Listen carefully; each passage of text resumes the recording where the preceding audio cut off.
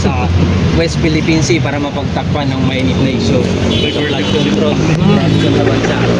Paano kung sabihin ko sa kanya na baka diversion lang din itong usapin sa flood control projects, kasi natutumbok na ang kanilang mga kaalyado, di ba? Nababanggit-banggit na.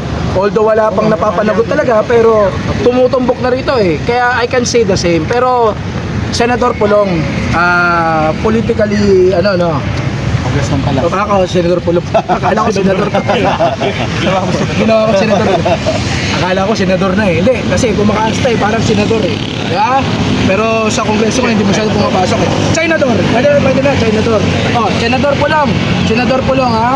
Ang masasabi ko lang sa'yo, the West Philippine issue or the West Philippine Sea issue transcends beyond politics. You are a Filipino, I'm a Filipino. Pagdating sa usapin ng korupsyon, may iba-iba tayong paninindigan patungkol dyan. Pero dapat dito, iisa lang ang boses natin pagdating sa usapin ng West Philippine Sea. Kayo, ang boses nyo, yung talagang pumapanig, di ba? You are siding with China when it comes to this issue. Kitang-kita na lang, tatay mo pa lang eh. Di ba? Maging probinsya tayo ng China, di ba? Sino ba nagsabi niyan? Tatay mo. Sino ba ang nangako, di ba? Sino ba ang nangako bago manalo na magpupunta sa China, itatanim ang watawat ng Pilipinas, sasakay sa jet ski. West Philippine Sea. Oh, itatanim niyo daw sa airport, di ba? Doon sa, sa artificial island. May airport na naman yun. Itatanim niya raw doon, itatanim niya doon sa artificial island, di ba? Pero hindi niya ginawa. And on top of that, nung nanalo na, sinabi niya pa na mga mangmang lang daw yung mga uto-uto, di ba? So, yun yung sasabihin mo sa akin, sasabihin mo sa akin, diversion. Hindi yan diversion kasi nagpapatuloy pa rin naman ng investigasyon eh. Tinutumbok pa rin naman yung mga dapat tumbukin, pero ang pagkakaiba lang kasi, nasanay po kayo sa extrajudicial processes. Si Pangulong Bongbong Marcos kasi, iba ang kanyang gusto mangyari dito. Dapat kahit sino pa yan, kaalyado o kalaban man sa politika, dapat may due process. Kaya masanay ka na, Congressman Pulong Duterte, masanay ka na ito may due process to. Hindi to katulad ng fast track na ginagawa nyo, pero yung mga may hirap lang naman, ang mga nangamatay nung panahon ng kampanya ng droga. Kaya hindi to diversionary tactic. Ito ay problema ng bawat Pilipino.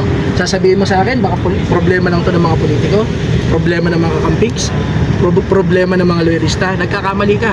Ang ating mga mangingisda, ang iba dyan, taga-suporta nyo rin, diba? Pero namomroblema sila sa kanilang kakainin. Dahil ang West Philippine Sea, karugtong yan ang buhay ng mga Pilipino. It's not just about the ocean, about the sea, about the water. It's about the life of the Filipinos, diba? Tayo rin mismo, diba? Tayo, kumakain tayo ng isda. Kung ang West Philippine Sea makukuha na niya ng isda, alam naman natin na bababa ang presyo ng ating mga isda. Malampaya East 1, natuklasan dyan na maaaring magbigay ng kuryente taon-taon sa 5,000 milyong kabayan. Senator Marcoleta, dapat yan sinusuportahan mo ito eh. Para kahit papano, matupad mo yung sinasabi mo patungkol sa kuryente, di ba? Pero taliwas ang iyong ginagawa eh. Kaya ako'y nagugulan sa inyo. Ganyan ba talaga kayo mga Duterte?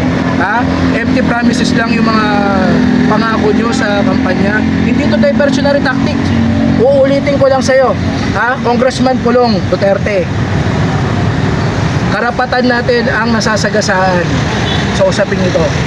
Kaya tungkulin mo bilang isang Pilipino, tunay na Pilipino. Yes, di ba? Kailangan talakayin din to. Hindi naman namin sinasabi na huwag na natin bantayan ang korupsyon. Dapat bantayan natin. Pero itong ginagawa nyo, korupsyon din to na may tuturing. Dapat pala, tama yung sabi ni Marnie Trillanes, habulin pa rin dahil 1 billion. Oo naman, dapat talagang habulin yan, di ba? Walang diversion. Walang diversion, kaya hahabulin yan, ha? Huwag kang mag-alala. Titingnan natin kung ano mangyayari dyan, di ba? Itong problema sa China, hindi lang naman ito sa Pilipinas nangyayari. Sa buong mundo eh. Titingnan nyo, maski yung huli na lang sa Venezuela, yung sa Africa, sa Europe, sa iba't ibang parte ng mundo, nagtatalo yung yung China, maraming mga sinusuhulan na mga politiko para makuha yung gusto nila sa bansa nila, para makontrol nila yung resources ng bansang yun, yung boto ng bansang yun sa United Nations, yung sa trade, yung sa lahat, para makontrolado nila. Ginagawa po nila yan sa iba't iba't ibang mga bansa sa buong mundo. At yung Pilipinas po, ganun din, hindi po na yung iba. Ang nangyayari lang ngayon, mas nagiging klaro na kung sino yung mga pro-China. Maganda lang po, iparamdam natin sa kanila na maaring hindi namin kayo mahuli kaagad, pero ma-obvious namin kapag kayo ay masyado ng pro-China. Kaya nandito kami para iparinig sa inyo na hindi yan okay para sa mga ordinaryo Pilipino. Kasamang Tairo, magsasalita ka ba? Lika! Lika! Oh, lika. Kasi may ano ako eh, yun. So ngayon, no, so dito tayo sa Senado, no, at ngayon nakita naman natin mga kabataan yung mga realista. At may mga tinanong tayo kanina, alam nila na ba't sila nandito? Hindi tulad na pag nag-rally yung iba, di ba, na hindi nila alam. Sila alam talaga nila at may programa pa. So nakita din natin yung galit ng mga nag-rally kanina, especially sa mga hindi kumundi na, no, sa ambassador ng China. Especially kay Marcoleta, ito nakadamit extra kay Marcoleta kanina, no. So yung sinasabi natin dito, no, alam ni Marcoleta na ano eh, tama na ano eh. Alam niya yan kasi ano siya eh, abogado yan eh.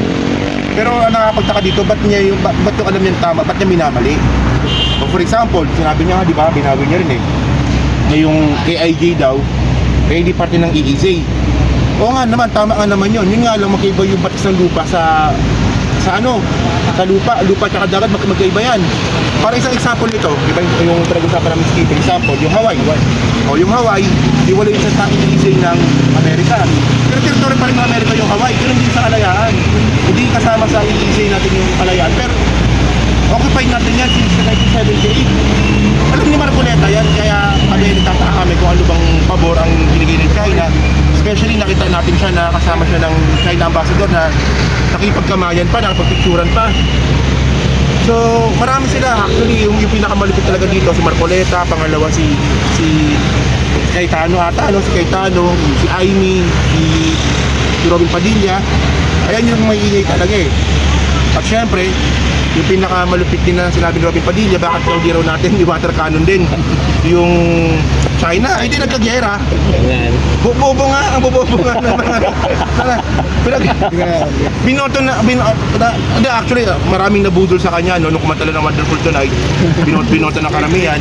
Pero tama si Stephen kanina eh, sa 2028, tama no, doon matatapos term niya.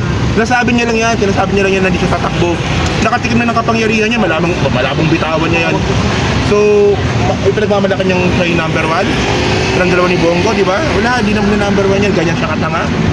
Di ba? Kasi si Robin talaga to.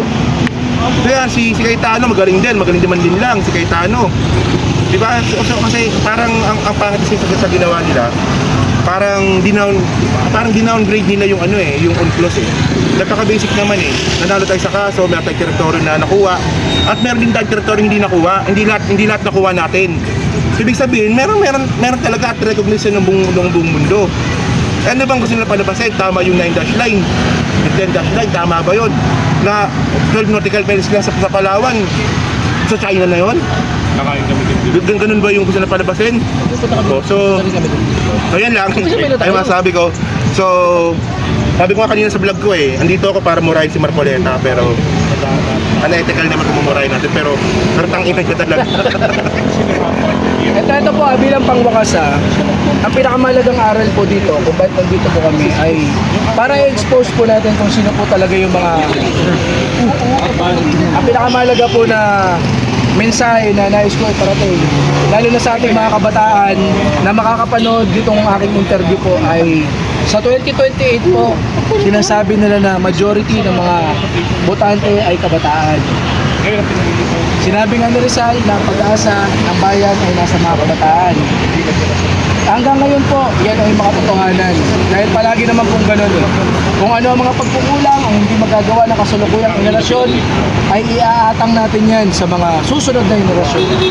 Para sa akin po, ito na ang pagkakataon ninyo na simula ng pagbabago sa ating bayan. Huwag nyo na pong iboto yung mga senador, kongresista, tumatakbong presidente, vice-presidente na sa palagay nyo ay tutulong sa naratibo ng China. Ito po, mas masahol po ito sa korupsyon. Yung mga DDS, sinasabi nila itong WPS issue is just a smoke screen to the corruption issues. Hindi po. Parte rin po ito ng korupsyon.